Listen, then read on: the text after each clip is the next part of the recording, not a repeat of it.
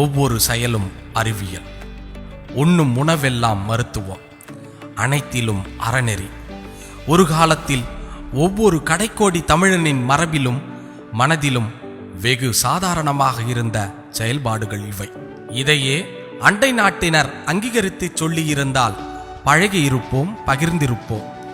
நம் அன்புக்குரியவர்கள் சொன்னதால் அலட்சியப்படுத்திவிட்டு ஓடிக்கொண்டிருந்த நமக்கு ஒரு கண்ணுக்கு தெரியாத கிருமி நம் பாரம்பரியத்தின் மகத்துவத்தை புரிய வைத்து விட்டது. உலக மக்கள் நம் பாரம்பரியத்தை ஆச்சரியத்துடன் கொண்டாடத் துவங்கியுள்ளனர். நாகரிகம் என்ற பெயரில் நாம் மறந்து போன மரபுகள் அனைத்தையும் ஒரு கிருமி நமக்கு திருப்பி தந்துவிட்டது. நம் மரபுகள் மறைந்து வருவதற்கான காரணம் சுயநலத்தாலா, சூழ்ச்சிகளாலா என்று ஆராய்வதை விட்டுவிட்டு நாம் விட்டுவிட்ட மரபுகளையும் மாண்புகளையும் இனியாவது விடாமல் பற்றி கொண்டு பயணம் செய்வோம். நம் முன்னோர்களின் அறிவுத்திறனையும் பெருமைகளையும் அடுத்த தலைமுறைக்கு கடத்திச் செல்ல ஒவ்வொருவரும் இயன்றதை செய்ய முயன்றிடுவோம். கொடிய நோய்கள் வராமல் தடுக்கவும் வந்த நோயை ஒடுக்கவும் நம் முன்னோர்கள் உலகிற்கே முன்னோடிகள். இதை இன்று மொத்த உலகமும் உணரத் துவங்கியுள்ளது.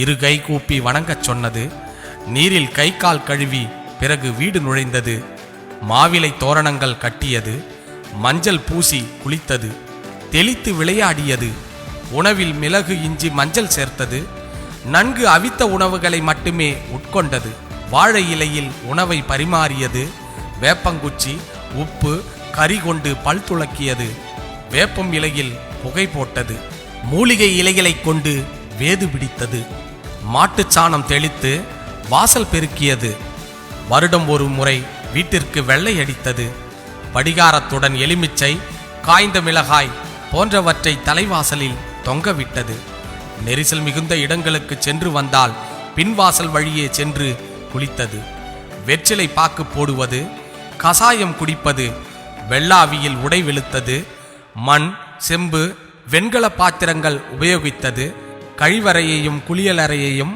வீட்டிற்குள் வைக்காமல் கொல்லைப்புறத்தில் வைத்தது, சலூனுக்கும் சாவிற்கும் சென்று வந்தால் எதையும் தொடாமல் குளித்த பின் வீட்டிற்குள் நுழைந்தது, சாவு வீட்டில் சமைக்கக்கூடாது என்று சொன்னது, இறந்த பிணத்தை எரித்தது, வீட்டு முற்றத்தில் துளசி செடியை நட்டு வைத்தது, மாலை நேரம் வீட்டில் சாம்பிராணி புகை போட்டது.